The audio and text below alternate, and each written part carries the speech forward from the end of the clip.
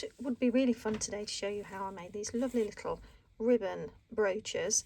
I've added a little safety pin to the back of this one, but you could easily add a stick pin or even put these on things like paper clips to make them into bookmarks and things like that. And they're really cute. They go great as little teacher gifts and nursery school gifts and things like that. I would say that they're really for adults because some of them have some small parts and also a sharp pin on them, so they're not really suitable for children at all. However, they are good for children to give to adults as gifts, I think, and they also go down really well at craft fairs. They're quite inexpensive to make, relatively quick to make, they're handmade, so I think they show some appreciation for people, and they're just really sweet, and I would like it if somebody gave one to me. So I'm going to show you what we need to make these. So here we have my little stash that I'm making at the moment. So what you'll need is some ribbon. I'm using some satin ribbon, and I've also got some velvet ribbon there for some of them. I've got some really sweet material, some fabric that I've picked out that go with my ribbon pieces, and also some felt. Now you can see on this example here, I've already cut my felt out, and I cut it out into a rough circle, and I want this to look handmade. I don't want it to look polished, so I'm not using a die cutter for these. I am cutting them by hand, and I'm picking my material. This is Liberty lawn, and also sort of quilting scraps and things like that, and it's small enough that you can use your scraps for this. So I've cut my fabric into little circles as well. I have used a die cutter for this, and I think it's a 4-inch circle die cutter, but it's still going to look nice and handmade and rustic or cottagecore, because we're going to turn these into little yo-yos, and what we're going to do is sew around the edge of the fabric circle.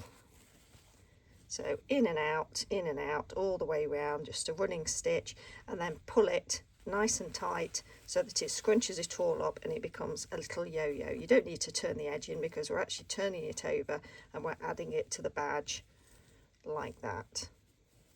And then when we've made our little yo-yo, we're going to sew around that, and we're going to sew it onto the felt circle, and then after that we will stitch on either a little felt heart, or in this case I used a little star, so it's actually 2 triangles of felt that I sewed into the middle, and I also added a few little beads there, but you could add a charm and things like that as well.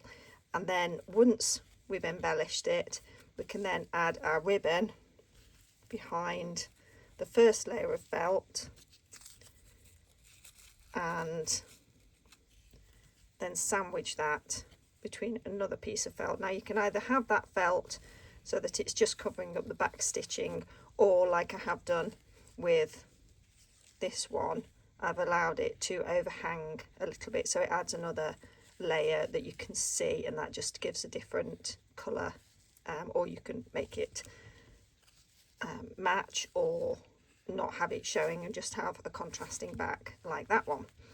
And basically that's it. So I'm not going to sit here and sew in front of you, but I thought you might like to see how they were done. This one I think is absolutely gorgeous because of the bead in the middle of it, and I think these colours are so beautiful because they reflect some of the colours in my garden at the moment, with some of the lovely spring flowers that are coming up with the bulb. So I think you can make some really beautiful coloured variations with these, and like I say, they do make some absolutely lovely gifts if you just want a quick present for a teacher or somebody like that. So I hope you've enjoyed seeing this. If you have, give me a thumbs up, and I look forward to seeing you in the next video. Take care, bye.